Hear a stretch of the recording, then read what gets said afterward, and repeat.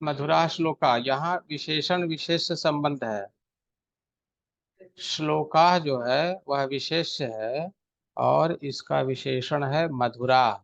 संस्कृत के नियम है कि जिस तरह से विशेष्य होते हैं उसी तरह, अर्थात लिंग विभक्ति वचन, उसी की तरह विशेषण भी बन जाते हैं। तो यहाँ पर श्लोका जो है वह प्रथमा विभक्ति पुल्लिंग में, प्रथमा विभक्ति बहुवचन शब्द है, इसलिए यहाँ उसका विशेषण भी हो गया मधुरा श्लोका। पहला श्लोक है सत्यम, सब बच्चा निकाल के देखेगा, किताब निकाल लीजिए। सत्यम वदन्ति मधुरम च सदा वदन्ति, सत्यम वदन्ति मधुरम च सदा वदन्ति, ए अप्रियम किमपि ना सत्यम वदन्ति। यहाँ पर देखो ना सत्यम में संधि हो गई है, न प्लस असत्यम, ते सज्जना। ते कहाँ का रूप है? सह तौ ते बहुवचन का रूप है पुल्लिंग में। ते माने वे सब, वे लोग, सज्जना वे सब सज्जन होते हैं, सहृदया उनके पास, सहृदया का मतलब क्या हो गया? हृदय से युक्त, सहृदय, च परोपकारिणा और परोपकारी होते हैं। परोपकारी का मतलब दूसरे का उपकार जो करना चाहता है। अपना तो सब कोई करता है, लेकिन दूसरे के उपकार के संदर्भ में जो विचार करता है, काम करता है, सोचता है, उसको हम परोपकारी बोलते हैं। श्रेष्ठा जना, श्रेष्ठ लोग, परहिताय, परहिताय हित, पर मैंने दूसरा, दूसरे के हित के लिए, यहाँ पे चतुर्थी विभक्ति का एक वचन लगा हुआ है। परहिताय सुखम त्यजंती, त्यज धातु है, त्यज धातु का अर्थ होता है छोड़ना, त्याग कर देना। त्यजंती छोड़ देते हैं, त्याग कर देते हैं। अब इसको देखेंगे अन्वय के साथ, ध्यान से पढ़ेंगे और देखेंगे। लिखा हुआ है ए सदा सत्यम वदंती। टाइम के हिसाब से सब जुड़ा करो, ऐसा नहीं कि कभी कभी आते रहो जाते रहो। लिखा हुआ ए सदा सत्यम वदंती, ए का मतलब हो गया जो, पुल्लिंग में यह, पुल्लिंग में यह होता है जिसका अर्थ होता है जो, बहुवचन में हो जाएगा ए, यह, यऊ, ए, यानी जो। ये स्त्रीलिंग का प्रयोग करना चाहेंगे तो क्या होगा? या माने वह, जो। सदा सत्यम वदंती, सदा, सदा जो है वह अव्यय है। अव्यय किसे कहते हैं? जिसके रूप में कभी परिवर्तन नहीं होता है, हमेशा एक तरह जो होता है, उसको हम अव्यय कहते हैं। तो सदा का मतलब हो गया हमेशा, सदैव। सत्यम वदंती, वदंती किसके लिए आया है? ए के लिए। ए का मतलब जो व्यक्ति, जो मनुष्य हमेशा सत्य बोलते हैं, यानी झूठ नहीं बोलते हैं। कुछ की आदत ऐसे भी हो जाती है, बिना कारण के असत्य बोलते रहते हैं। आप विद्यालय में भी देखते होंगे, बहुत सारे बच्चे निरर्थक झूठ बोलते रहते हैं जिसकी कोई आवश्यकता नहीं। मधुरम च वदंती, और मीठा बोलते हैं, मधुर बोलते हैं, है ना। उस क्षेत्र में बोली जो होती है वह बड़ी ही क्लिष्ट होती है, कठोर होती है, अप्रिय होती है। किमपि अप्रियम असत्यम न वदंती, और अप्रिय नहीं बोलते। एक बात और ध्यान देना है कि सत्य तो बोलना है, लेकिन अप्रिय सत्य नहीं बोलना है। अप्रिय का मतलब क्या हुआ? जो दूसरे को कष्ट पहुंचाता नहीं हो। किसी को कोई पूछना, बोलो।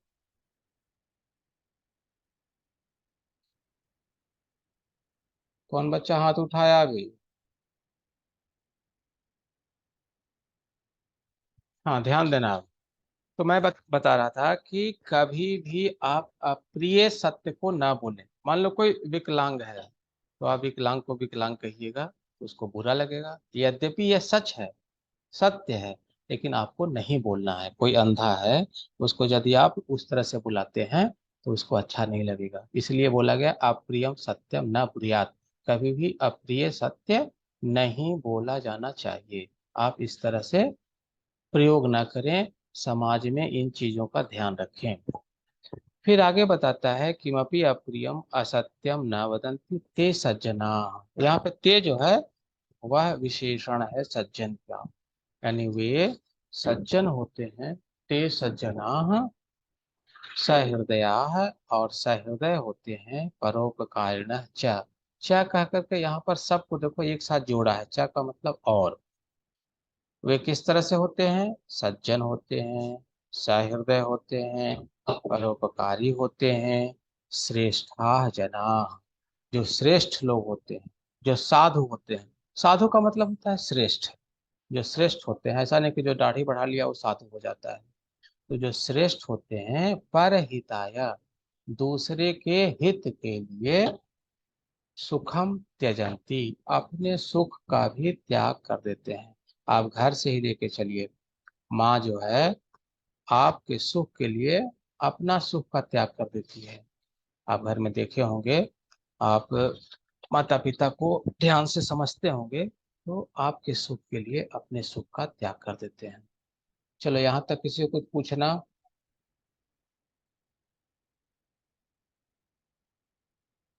चलो जी, कोई बच्चा बताओ, कोई शब्द ऐसा जो कठिन लग रहा हो।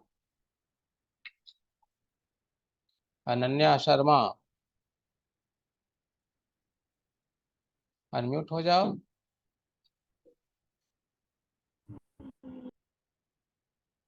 अब इसके आगे हम लोग देखेंगे, उद्यमे नहीं सिद्ध्यंति कार्याणि न मनोरथै। मनोरथई में तृतीया का बहुवचन है। मनोरथ शब्द का तृतीया बहुवचन में आप जाओगे तो हो जाएगा मनोरथई है। नहीं सुप्तस्य सिंहस्य प्रविशन्ति मुखे मृगाः। मृग का मतलब ऐसे हिरण होता है, लेकिन यहाँ पर मृगाः का मतलब है पशु, पशवः। पशु शब्द का बहुवचन में क्या हो जाएगा? पशवः। यहाँ पर कह रहा है कार्याणि, आप कोई भी काम सिर्फ सोच लेने से इसको पूरा नहीं कर देते, आपको काम करना पड़ता है। आप कोई संकल्प लेकर पढ़ाई कर रहे हो या कोई भी काम आप कर रहे हो, कोई उद्देश्य बनाए हो, तो उसके पीछे आपको उसी हिसाब से और सही समय पर सही दिशा में आपको काम करना पड़ेगा। तभी आप सफलता को पा सकते हो। ऐसे ही सिर्फ आप सोच लिया कि हमको इंजीनियर बनना है, डॉक्टर बनना है, प्रोफेसर बनना है, और आप ऐसे बन नहीं जाएंगे। आपको उसके लिए उद्यम करना पड़ेगा, प्रयास करना पड़ेगा, कोशिश करनी पड़ेगी। तभी आपको सफलता मिलेगी, अन्यथा सफलता नहीं मिलेगी। इसी चीज को श्लोक में ये समझा रहा है कि आप सब जानते हो कि जंगल का राजा शेर होता है, बहुत बहादुर होता है, ताकतवर होता है, वह जंगल का राजा होता है। लेकिन राजा हो जाने मात्र से पशवः, जानवर जो है उसके मुख में स्वतः नहीं पहुंच जाते हैं। जंगल के राजा होने के बावजूद उसको दौड़ना पड़ता है, अपने आहार के लिए परिश्रम करना पड़ता है, तभी उसको सफलता मिलती है। तो जब जंगल का राजा शेर अपने उद्देश्य की पूर्ति के लिए दौड़ता है, प्रयास करता है, तो उसी तरह आपको भी, हम सबको भी अपने उद्देश्य की पूर्ति के लिए काम करना होगा।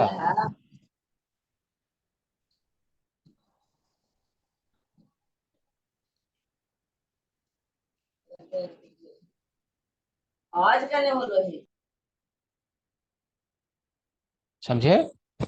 बीच में कोई बोलेगा नहीं रे। आयुष 6D, आपको उद्यम करना पड़ेगा, प्रयास करना पड़ेगा। यहाँ पर बता रहा है कि कार्याणि उद्यमे नहीं सिद्ध्यंति। काम जो है उद्यम से ही पूरा होता है, प्रयास करने से ही पूरा होता है, न मनोरथ है। आप मनोरथ है का मतलब, मनोरथ का संधि विच्छेद कौन करेगा? कोई बच्चा बताओ। मनोरथ, संधि विच्छेद क्या होगा? मनोरथ का संधि विच्छेद मनः प्लस रथ, मनोरथ। इच्छा कामना, आप कोई भी इच्छा रखते हो तो उसके लिए आपको काम करना पड़ता है, प्रयास करना पड़ता है, तभी आपको सफलता प्राप्त होती है। उसी तरह से जैसे शेर जो है जंगल का राजा है, फिर भी उसको काम करना पड़ता है, अपने आहार के लिए दौड़ना पड़ता है, प्रयास करना पड़ता है ना, तभी जो है कोई शिकार कर पाता है। ठीक है, यहाँ तक के कोई प्रश्न किसी को कोई पूछना? तो अभी हम लोग चर्चा कर रहे थे कि आपको भी उद्यम करना पड़ेगा, प्रयास करना पड़ेगा, तभी सफलता मिलेगी, अन्यथा सफलता नहीं मिलेगी। यहाँ पर देखो कह रहा है सर्वाणि कार्याणि परिश्रमेण एव सफलानि भवन्ति। परिश्रम से ही सभी कार्य सफल होते हैं। केवलम इच्छया न, केवल इच्छा कर लेने से नहीं, इच्छया, है ना, इच्छा शब्द का तृतीय एक वचन हो गया, इच्छया न, सिर्फ इच्छा कर लेने से सफलता प्राप्त नहीं हो जाती। भोजनाय, भोजनाय का मतलब हो गया भोजन करने के लिए, पशुओं प्राप्तुम, पशुओं को प्राप्त करने के लिए, यानी भोजन के लिए पशु चाहिए, इसलिए सिंह भी प्रयासम करो। सिंह भी प्रयास करता है, शेर भी प्रयास करता है। सुप्तस्य सिंहस्य, देखिए यहाँ पे कह रहा है सुप्तस्य सिंहस्य मुखे, मुखे में सप्तमी विभक्ति लगी हुई है, मुख में पशवः, पशु स्वयमेव प्रवेशम न कुर्वन्ति, स्वयं से ही प्रवेश नहीं कर जाते, अपितु उसे प्रयास करना पड़ता है, कोशिश करनी पड़ती। तीसरे श्लोक को हम लोग देखेंगे, लिखा हुआ है अयम निजः परो वेति गणना लघु चेतसाम उदार चरितानां तु वसुधैव कुटुम्बकम। अयम, अयम का मतलब हो गया यह, पुल्लिंग में होता है अयम, स्त्रीलिंग में यम, और नपुंसक लिंग में इदम। जैसे यह लड़का, तो क्या हो जाएगा अयम बालकः, यह लड़की, यम बालिका, यह फल, इदम फलम। तो पुल्लिंग में होता है अयम, स्त्रीलिंग में यम, और नपुंसक लिंग में इदम। तो यहाँ पर है अयम जनः, अयम निजः, यह मेरा, निज माने अपना, निज का अर्थ होता है अपना, परः वा, वा का मतलब या, परः दूसरे का है, यह मेरा है, यह दूसरे का है, इति गणना, इस तरह की गिनती, लघु चेतसाम कुर्वन्ति, जिनका हृदय बहुत छोटा होता है वे करते हैं। उदार चरिता नाम तो, जिनका हृदय बहुत विशाल होता है वे क्या करते हैं, वसुधा एव, वसुधैव का संधि विच्छेद हो जाएगा, वसुधा प्लस एव, आ और ए मिलकर के अय बन गया है, ऊपर दो रेखा, वसुधैव कुटुम्बकम, कुटुम्बकम का मतलब हो गया परिवार, यानी संपूर्ण पृथ्वी को परिवार समझते हैं। कौन? उदार चरिता नाम, उदार लोगों के लिए ये पृथ्वी कैसी है, परिवार की तरह है। अयम जनः मदीयः अस्ति, यह मेरा है, अथवा परकीयः अस्ति, या ये दूसरे का है। ये जना, जो लोग एवं चिंतयन्ति, देखिए यहाँ पर व्याख्या कर रहा है कि इस तरह से जो सोचते हैं कि यह मेरा है या दूसरे का है, तो ये कहता है तेषाम हृदयम लघु भवति, उनका हृदय जो है वह लघु होता है, लघु का मतलब छोटा, है ना, बहुत संकुचित होते हैं, बहुत छोटे हृदय के होते हैं। येषाम हृदयम विशालम भवति, इनका हृदय विशाल होता है। तेभ्यः संपूर्णा पृथ्वी, वे संपूर्ण पृथ्वी को परिवारः इव मन्यते, परिवार की तरह। इससे हम लोग को ये शिक्षा मिलती है, ये मैसेज आता है कि हम सबको ये चाहिए आप लोग को ये संकल्प भी लेना चाहिए कि सभी को आप अपना समझो, अपने की तरह व्यवहार करो। ऐसा सोचने से क्या होगा, आप कभी भी दुराचारी नहीं, दूसरे पर अत्याचार नहीं करोगे, किसी के बारे में बुराई नहीं सोच पाओगे, क्योंकि उसको तो आप अपना समझते हो। जिस संदर्भ में, जिसके विषय में आप यदि गलत सोचते हो, तो तुरंत ये भाव आपके अंदर से बाहर निकल जाएगा। क्योंकि आप पूरे परिवार, पूरे समाज, पूरे देश, सारे पृथ्वी की आ, जनसमूह, सभी को आप यदि अपना परिवार मानते हो, इस ध्येय से आप अपना जीवन यापन करना चाहते हो, तो परिवार की तरह जीवन यापन करो। और इसमें बहुत प्रसन्नता होती है, कोई तनाव नहीं होता है, बड़े सुख चैन से आदमी जो है अपने आप को। तो पूछना, चलो जी, क्या पूछ रहे हो बताओ। वसुधैव, वसुधा, यहाँ पे संधि की हुई है। वसुधा,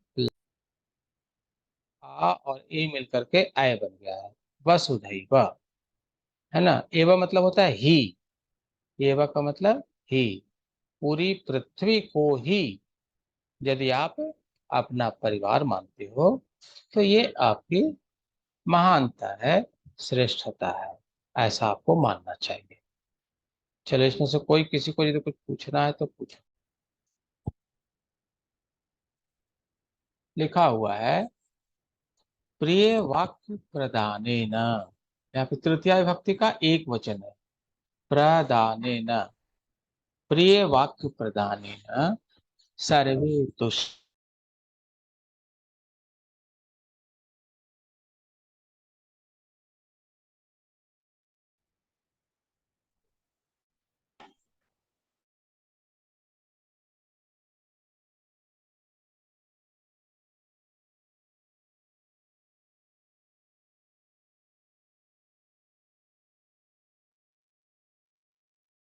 बहुत नेट की समस्या हो रही है।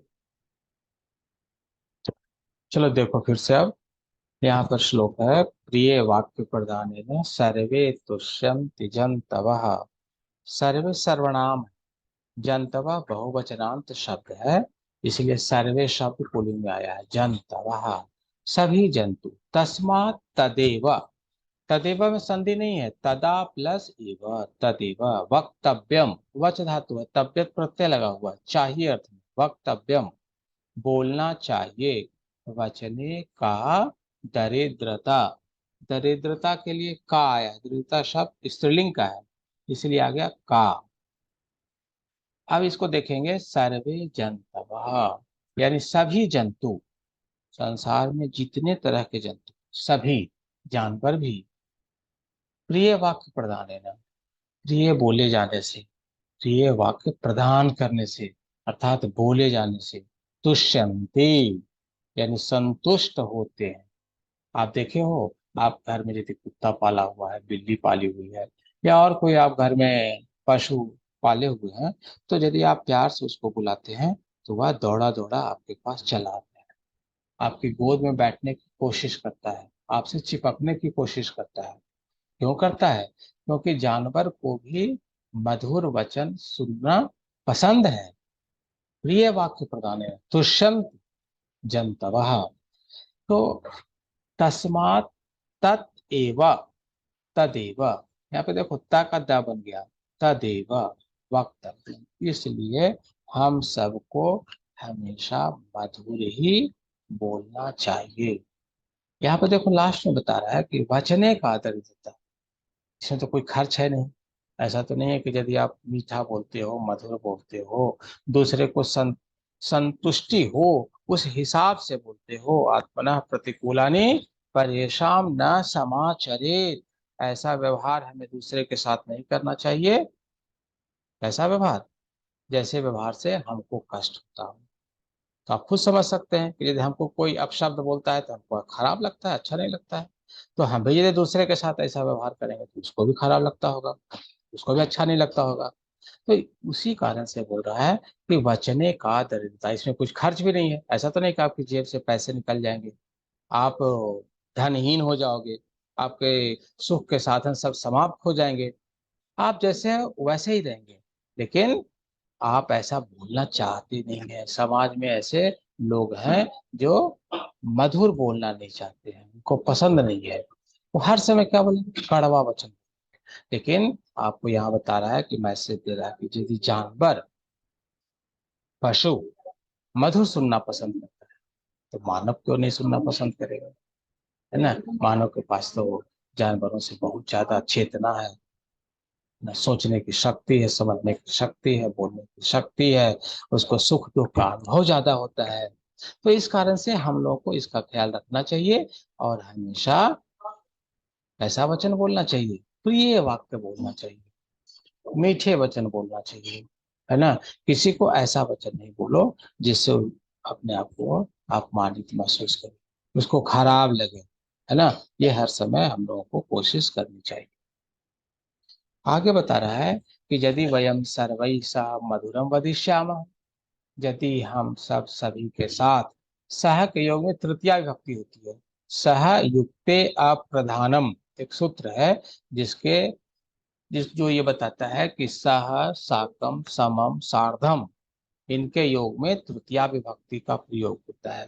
तो इस कारण से यहाँ पे लिखा हुआ है सर्वई है, बहुवचन, है ना, बहुवचन तृतीया का सर्वई है, मधुरम वदिष्यामि, हम सबको हमेशा सभी के साथ मधुर, तदा सर्वे जना प्रसन्ना भविष्यन्ति, तदा तभी तो सभी लोग प्रसन्न होंगे, भविष्यन्ति।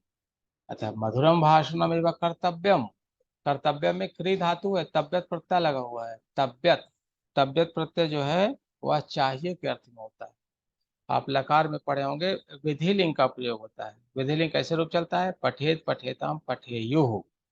तो आप ऐसा प्रयोग न करके यदि आप चाहते हो कि हम प्रत्यय लगाकर प्रयोग करें तो आपको तब्यत, अनियर, ऐसा प्रत्यय लगाकर प्रयोग आप कर सकते हो। पठितव्य पढ़ना चाहिए, पठनीय पढ़ना चाहिए। तो यहाँ पर लिखा हुआ है कर्तव्यम, करना चाहिए। क्या करना चाहिए, मधुरम भाषणम एवं कर्तव्यम, अर्थात मधुर ही बोलना चाहिए।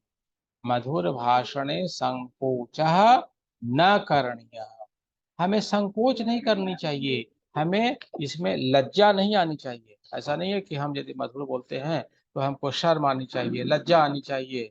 हमको हमेशा प्रसन्न रहना चाहिए क्योंकि हम मधुर बोल रहे हैं। आपको अपने आप में गौरव महसूस करना चाहिए कि हम किसी के साथ है, आप प्रिय नहीं बोलते हैं, प्रिय बोलते हैं और मधुर बोलते हैं, क्योंकि इसमें कुछ खर्च भी नहीं है ना। तो ऐसा व्यवहार हम लोग